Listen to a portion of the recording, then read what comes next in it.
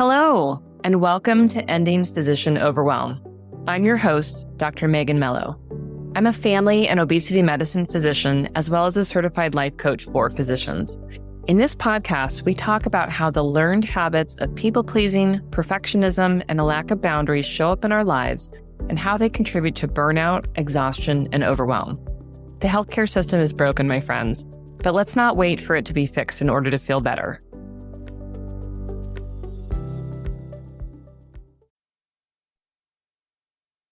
Hello, my friends, and welcome to today's episode of Ending Physician Overwhelm. I'm your host, Dr. Megan Mello, and I am a family medicine physician. And today's topic will be through the lens of primary care, but still with a lot of nuggets for everyone.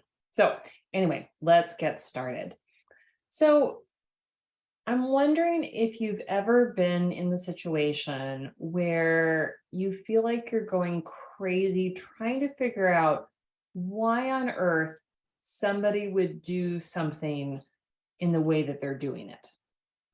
And you can put just about any task into this scenario, but sometimes we simply cannot understand why someone else has their way of doing something or saying something, why it's so different from what we would do or say.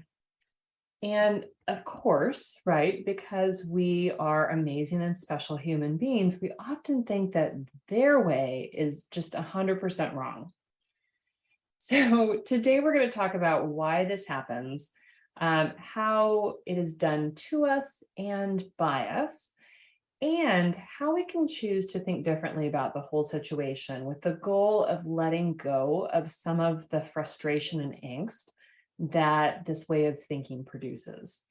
So as an example, I love this example, but I'm just going to give full disclosure here that I'm going to grossly stereotype in this story by gender and talk about a heterosexual couple, because I think it's just such a simple way to look at this concept and something that plays out again and again in households. So of course, yes, it plays out in many different households and looks many different ways, but just walk with me through this story.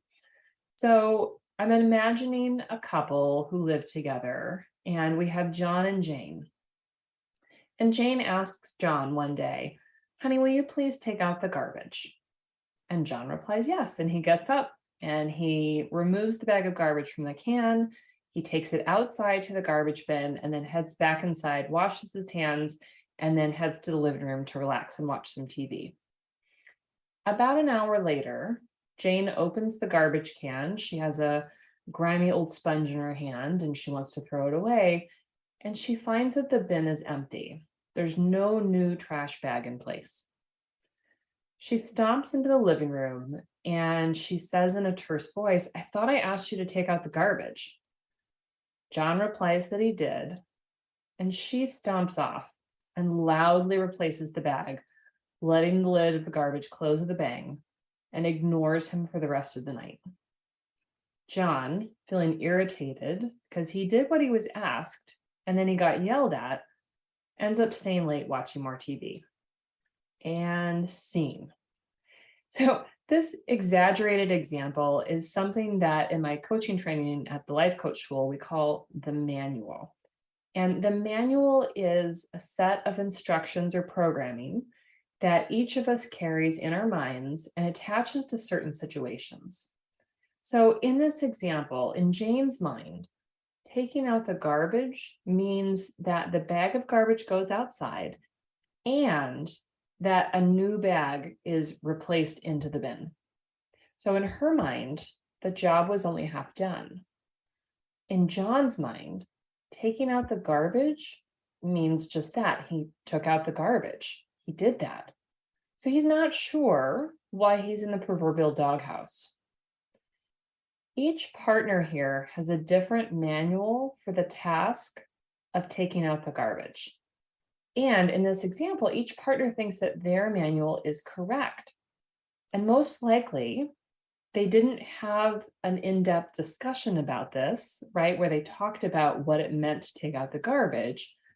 So instead, they are in this place where they can't really understand how the other person doesn't get it. He did what he was asked, and now she's upset with him, and he doesn't understand why, and she doesn't understand why he wouldn't think that putting a new bag is part of the job. It's so obvious, right?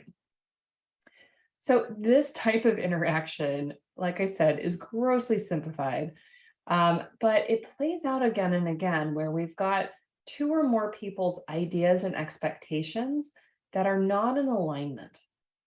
And sometimes we're the ones that have the manual in our minds. We expect others to follow through in the way that we think that something should be said or done, right? We ask them to complete a task and we expect that it's going to be done in this way. Sometimes, though, we are also inside of someone else's manual, and we are the person who can't quite understand why we aren't measuring up to their standards, even though we did what was requested. This comes up in medicine all the time. We have manuals for our patients that state often that the patient should arrive early for the appointment so they can get checked in, that they should be organized enough in their concerns so that we can address their questions and do whatever medical work is needed. And that might be, ordering labs, might be, discussing a new diagnosis, etc. What they shouldn't do is be late. They shouldn't have a long list with too many questions on it. They shouldn't expect me to know why they have a headache when all they'll tell me is they have a headache and then ask to know why, right? And we've never talked about it before. And they definitely should not spend 5 to 10 minutes telling me a really long story about their great Aunt Mildred and her car troubles. That's not relevant, and we're on a tight schedule, right? They shouldn't waste our time. But we fall into our patients' manuals too. Sometimes they are figuring that, well, we're always running late, so it doesn't matter if they show up late too. Or that, of course, I should have time to fill out their paperwork, which they brought, and I should have time to answer all their questions and take care of all the things that I need to do, like ordering labs or a test in a 15-minute appointment. They may expect that I can tell them right now why they're having a miscarriage, or why they have cancer, or why their neighbor's cousin is getting these infusions every few weeks.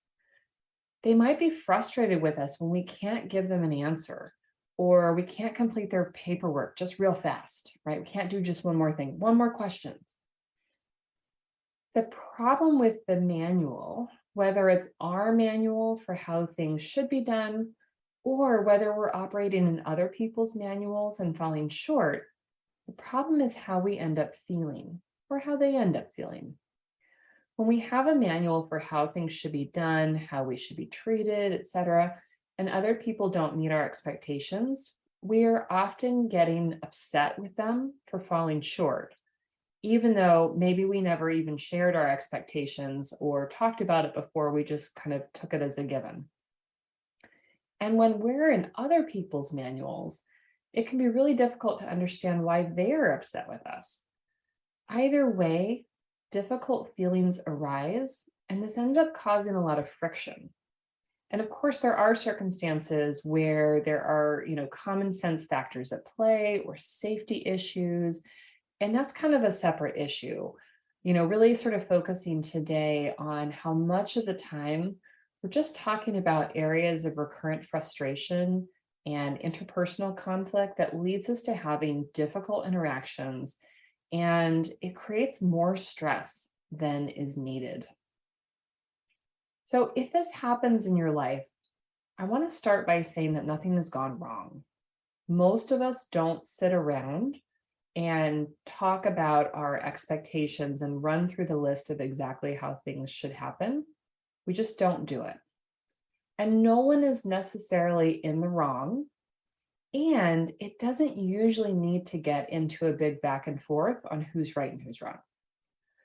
What is helpful here is dialogue, and sometimes compromise and boundaries, right? These are themes that come up again and again. sometimes we need to pause and have the difficult conversation about how things are going in the relationship, even in the patient-doctor relationship, so that moving forward, we are reducing the stress, reducing the friction in those interactions.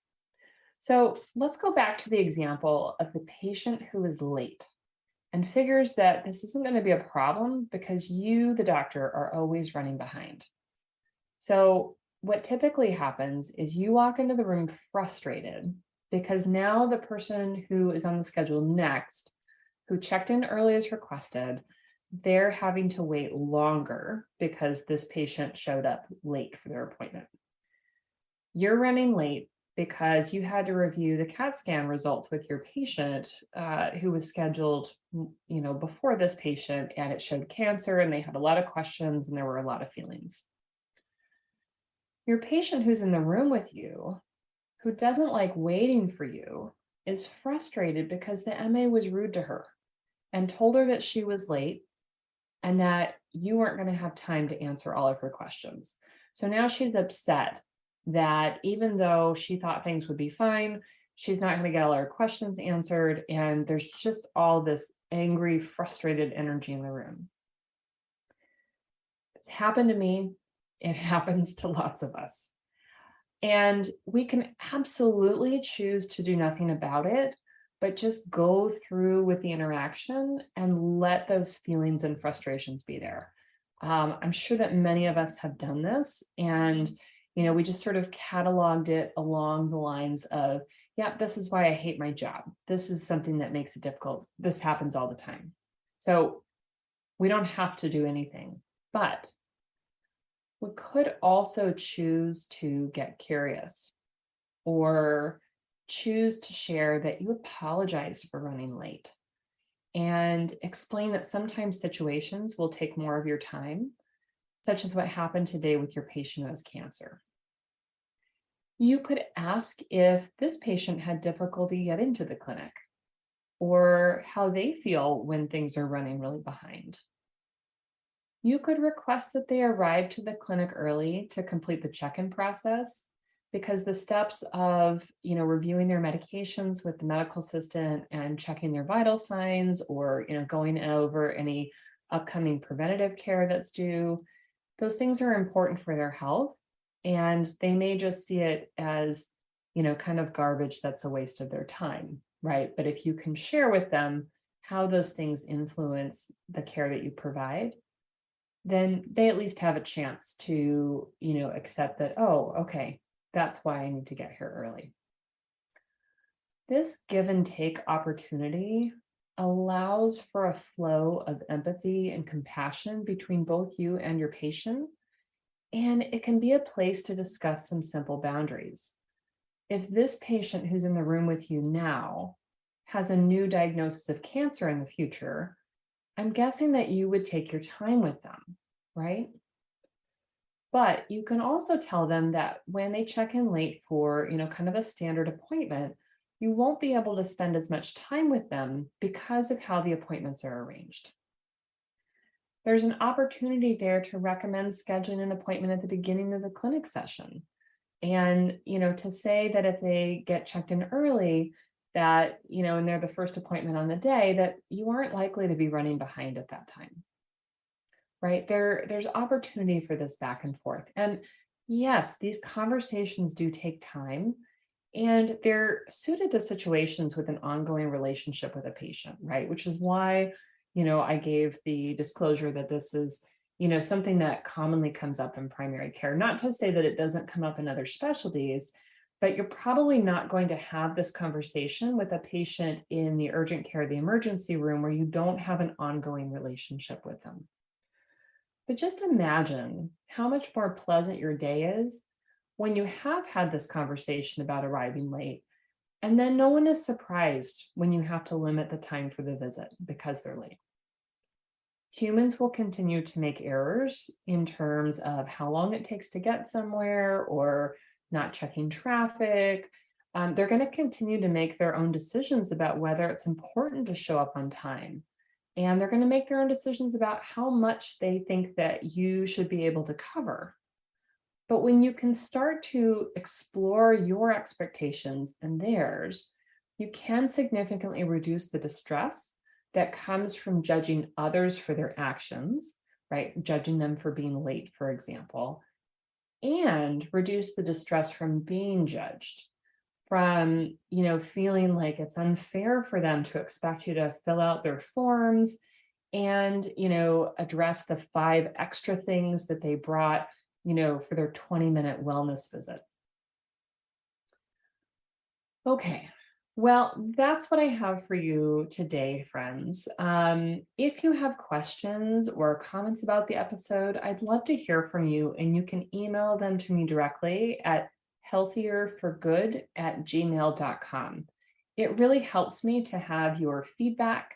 And of course, I invite you to, let me know if there's a topic that you'd like to hear more about. I hope you have a wonderful rest of your day. Thank you so much for listening, and I'll catch you next time. Bye-bye.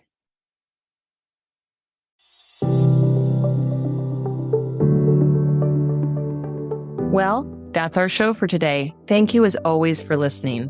To learn more about my coaching programs, head to www.healthierforgood.com. And if you love this podcast, please drop us a review on iTunes or support the show by clicking the link in the show notes. Until next time, take care.